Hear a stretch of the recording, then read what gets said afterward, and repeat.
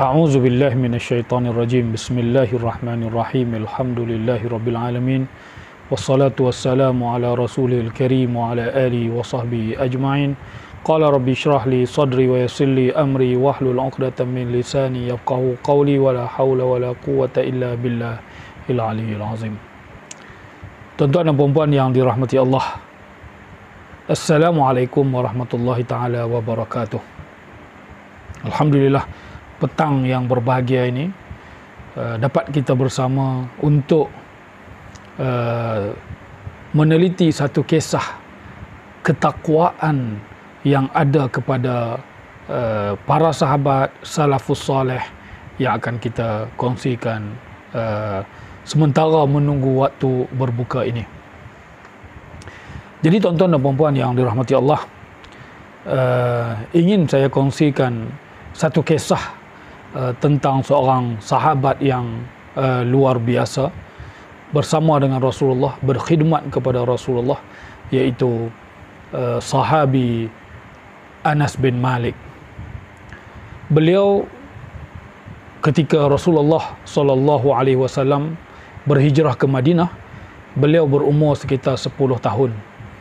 Jadi ibunya datang bertemu dengan Rasulullah SAW kerana ramai para ahli Madinah ketika itu menyumbang banyak perkara kepada Nabi, banyak benda.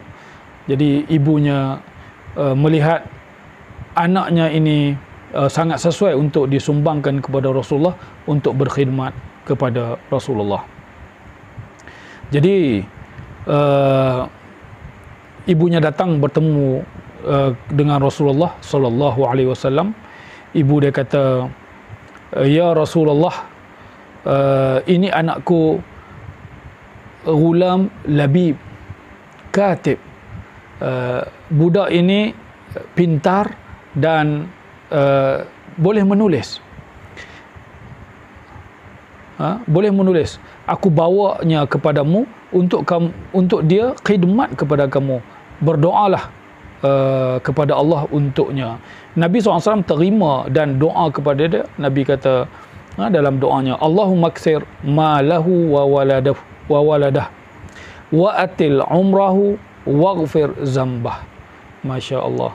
Ya Allah, perbanyakkan hartanya dan anak-anaknya, panjangkan umurnya, ampunkan dosanya. Jadi sejak itu Anas berkhidmat kepada Rasulullah SAW sepanjang Rasulullah berada di Madinah.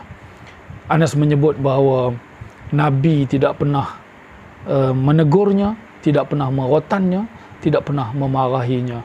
Pernah sekali Rasulullah utus Anas ini untuk sesuatu hajat. Dia pun pergi, lalu di tepi pasar Madinah tu jumpa kawan-kawan dia umur 10 tahun.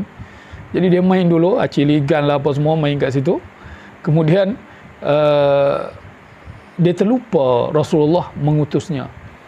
Lalu Rasulullah datang mencarinya. Bila Rasulullah datang mencarinya, Rasulullah tepuk bau dia. Ada yang kata riwayat pegang tengkok dia. Dia pun terkejut, "Ya Rasulullah, sudah kamu lakukan permintaan aku?" "Belum." Lalu dia pun menerus pergi buat kerja tu. Bila dia balik, lewat sikit hari tu, mak dia tanya, "Kamu pergi mana hari ni?" "Aku telah mengurus satu urusan Rasulullah." "Urusan apa?"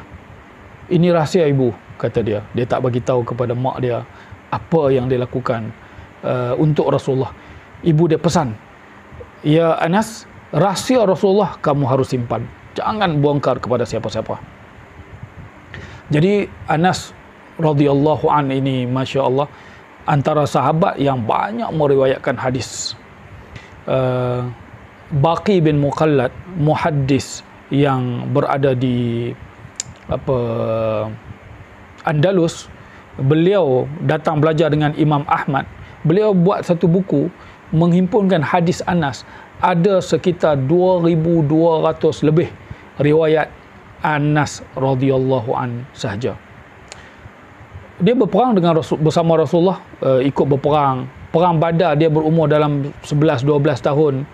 Dia menyertai perang itu, tetapi khidmat saja, dia tidak mengangkat senjata. juga peperang lain bersama Rasulullah sallallahu alaihi wasallam. Jadi ada satu perkara yang membuatkan beliau sangat terkilan dalam hidupnya. Nabi SAW doa supaya umurnya panjang. Umurnya panjang, dia tinggal di Basrah lepas berperang di Parsi, berperang di Iraq, berperang di area sebelah situ. Habis berperang zaman Umayyah, dia menetap di Iraq, di Basrah. Ketika di Basrah itulah dia bertemu dengan Hajjaj yang ketika itu dihantar oleh salah seorang pemimpin kerajaan Umayyah. Hajjaj menghinanya. Lalu dia tulis surat kepada khalifah. Khalifah paksa Hajjaj supaya minta maaf kepada Anas.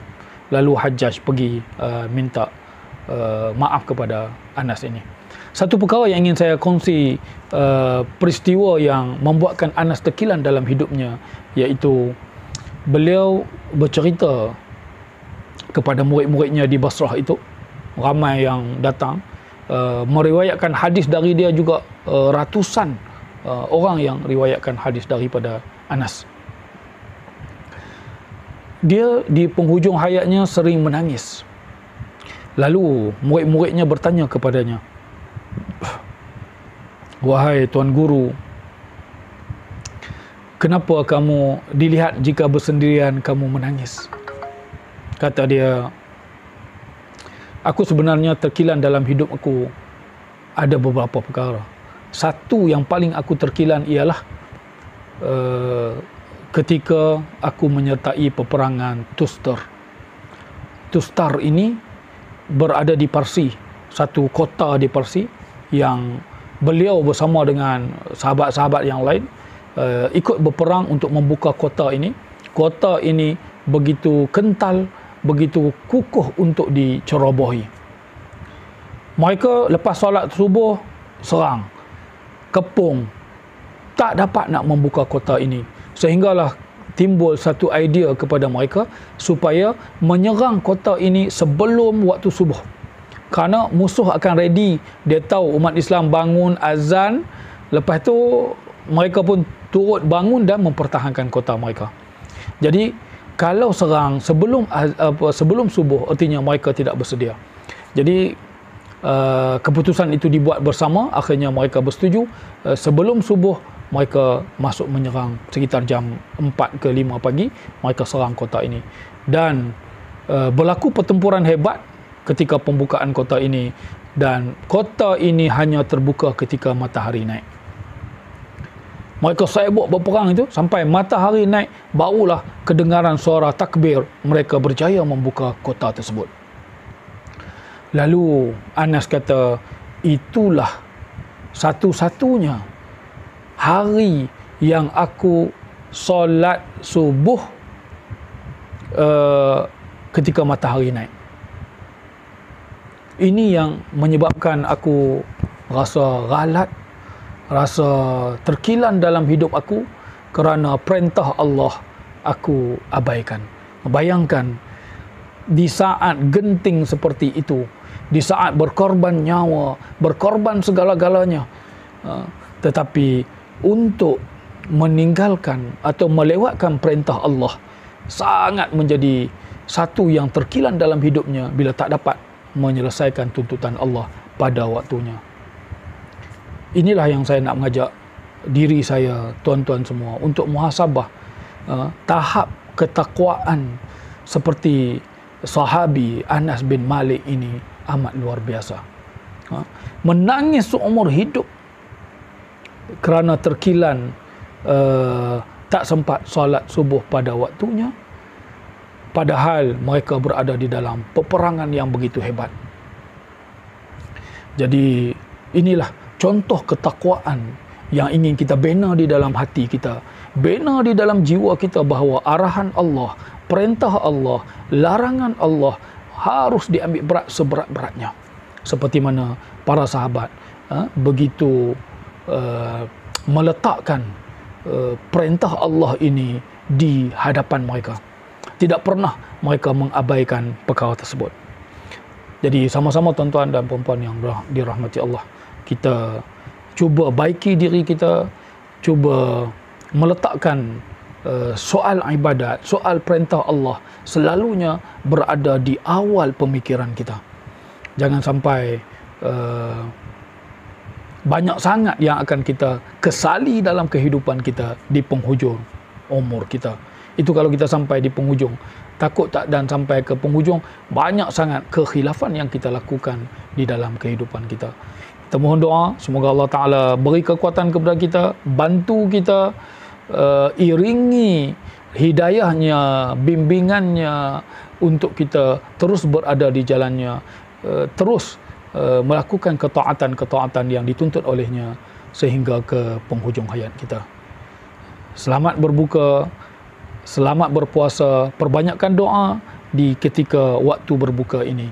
Semoga kita dapat ganjaran yang besar, makbul yang dijanjikan oleh Allah Subhanahu wa taala.